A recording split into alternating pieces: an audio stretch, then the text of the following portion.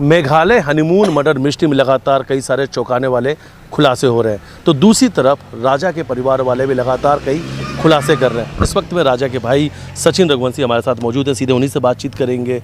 आज 13वीं का कार्यक्रम है, आपके यहाँ सभी रिश्तेदार आए हैं, आप लोग राजा को कितना याद कर रहे हैं? सर देखो, राजा आकर मृत्यु मरा है, तो हमें खुशी तो बिल्कुल भी नहीं है, लेकिन उसकी आत्मा को शांति मिले। हम भगवान से ये चाहते हैं कि उसको जैसे सबसे पहले अपने शब्द थे कि मरा नहीं, मुझे मारा गया है।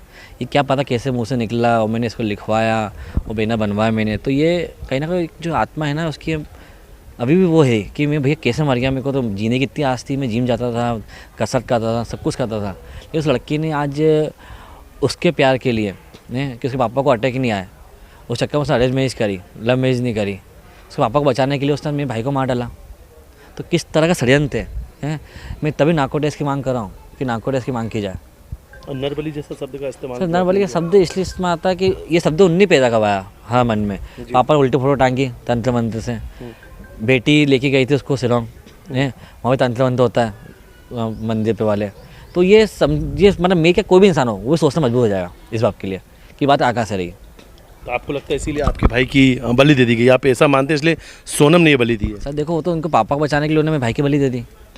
उनके पिताजी की उम्र और आपके भाई की उम्र में कितना 60 साल के इंसान को बचाने के 30 साल के व्यक्ति को मार डाला। उस लड़की माइंड की तो साथ ही रह गया।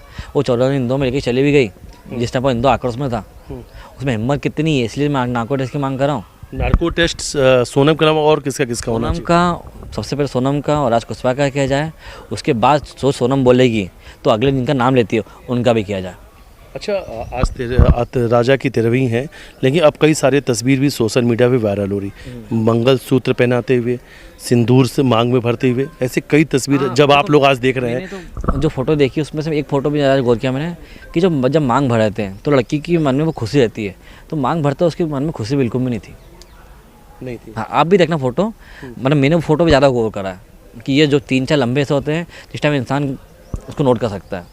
अच्छा, ये कहा जा सकता है ना कि सोनम कितनी सातिर थी, क्योंकि जिस तरीके से वो डांस भी कर रही थी, लगातार उसने कई सारे लहंगे पसंद किए, मेकअप के सामान खरीदे और शादी भी पूरी तरीके से एंजॉय कर रही थी, लेकिन कहीं ना कहीं उसके मन में चल रहा था कि बहज कुछ दिन बाद ही उसे हत्या करनी है। वो हत्या करने इसी जगह ले गई थी कि जो खाई में उसको फेंका, 1000 फीट की खाई से ऊपर खाई थी वो।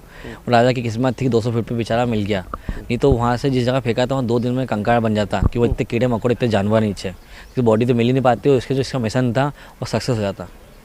एक आखिरी सवाल, आज राजा की 13वीं है, आप लोग राजा को याद कर रहे हैं, सोनम को कौन सी सज़ा मिलनी चाहिए उन सभी कातिलों को?